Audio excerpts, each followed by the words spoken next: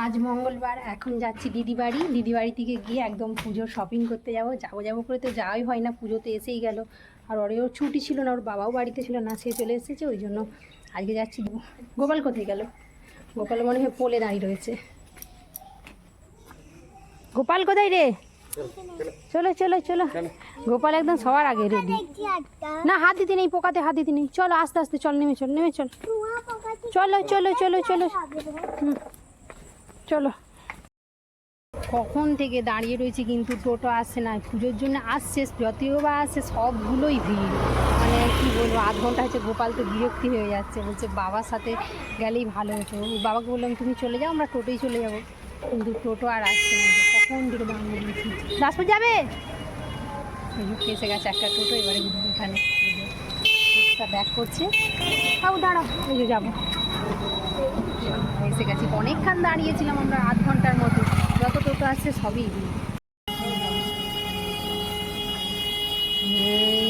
চলো চলো চলো। নেমে পড়েছি বাস থেকে, এই যে ঘাটালে আছি এখন। আমরা আছি সার্ভিসিং। ও হাত ধরে রাখতে হয়, বড় রাস্তা, ও হাত ধরবে না। তাহলে আমরা হাঁটছি, বেশিক্ষণ আর 5 মিনিট লাগবে দিদি বাড়ি যেতে। এই যে এটা হচ্ছে সার্ভিসিংয়ের পরে রয়েছে পুষ্পাতা। চলো। ওই দেখুন, গোপাল মাসিমণির বাড়ি দেখতে পেয়ে গিয়ে এক দৌড়ে চলে যাচ্ছে।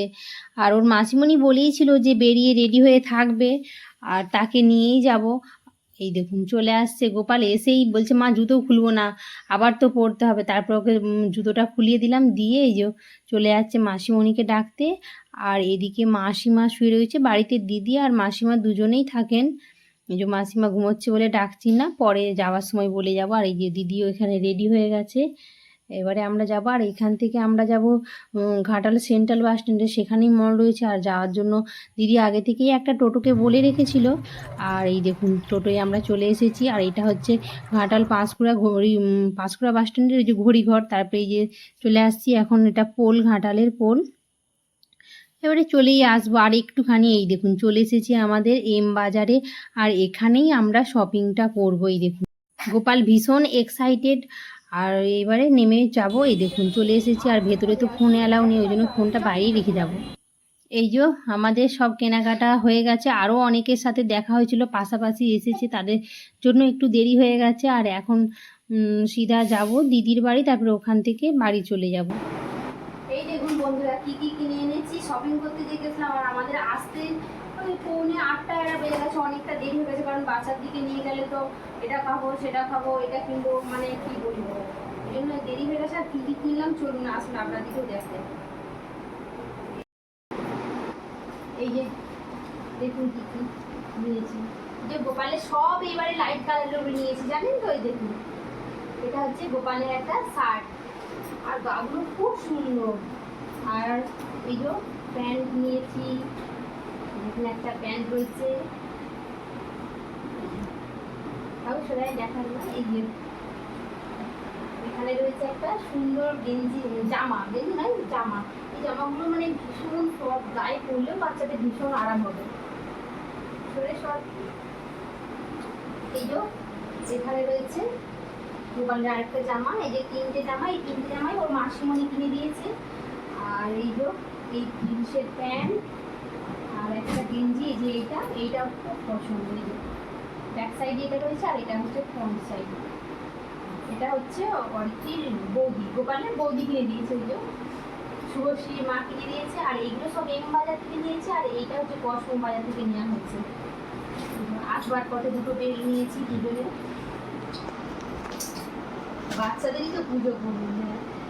এই যে এটা হচ্ছে অরিত্রির বাবার জামা। এবারে সব কিছু লাইট কালারের মধ্যে, এটা ভীষণ পছন্দ হয়েছে, এটা নিয়েছি তার জন্য। আর সেটি কলকাতায় গেছিল তখন নিয়েছি, রাস্তাতে গেলে নিয়েছি, বেঁধে ফিরেছি। এটা অরিত্রির বাবার একটা কটনের পাঞ্জাবির মতো, একদম পিওর কটনের।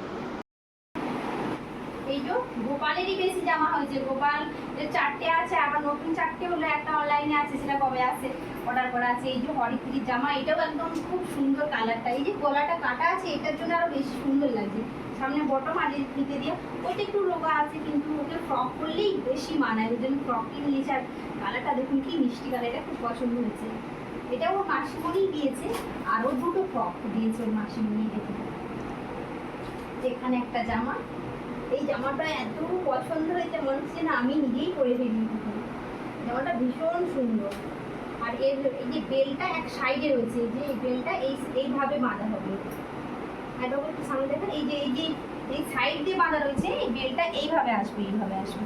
এটা পরলে ভীষণ সুন্দর লাগবে। আর ফ্রক জামা বাচ্চাদের পরলে ভালোই লাগে, খুব সুন্দর।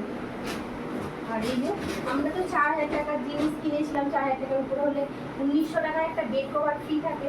ফ্রি না মানে ওতে 200 টাকা লাগাতে হবে, তার জন্য একটা নিয়েছিলাম এটা ডবল বেডে। এটা উল্টো দিকে আমরা খুলেছিলাম তো সেখানটায় মানে দেখছিলাম, কালারটা খুব সুন্দর। এই যে বেড কভারটা এটা গিফটে লাগাতে হয়েছে। আর ওর যে দিদি, ওর হচ্ছে কৃষিমণির মেয়ে, সেও একটা অনলাইনে অর্ডার জন্য জামা দিয়েছিল, এই পাঠিয়ে দিয়েছে। সব এখন গুছাবো ভালো করে, পাট করে রেখে দেবো কবে কোনটা পড়বে দুইটা। আর এই যে একটা জিনিসের প্যান্ট, এটাও ওর কৃষিমণি মেয়ে পাঠিয়ে দিয়েছে, জিনিসটা খুব সুন্দর।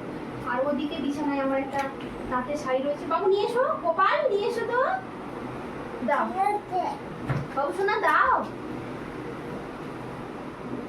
আমার শাড়িগুলো আপনাদেরকে এখন দেখাতে পারছি না, কারণ কি আমার শাড়িগুলো টেলারে দেওয়া আছে, আমার শাড়িগুলো সব টেলারে দেওয়া আছে, তো এখন ওই জন্য দেখাতে পারছি না। আগে থেকে দিতে হয়, কারণ কি পুজোর সময় তো দেবে, আবার ষষ্ঠীর সময়। এই শাড়িটা তাঁতের শাড়ি, এটা হচ্ছে আমার ভাগ্নির শ্বশুরবাড়ি থেকে দিয়েছিল।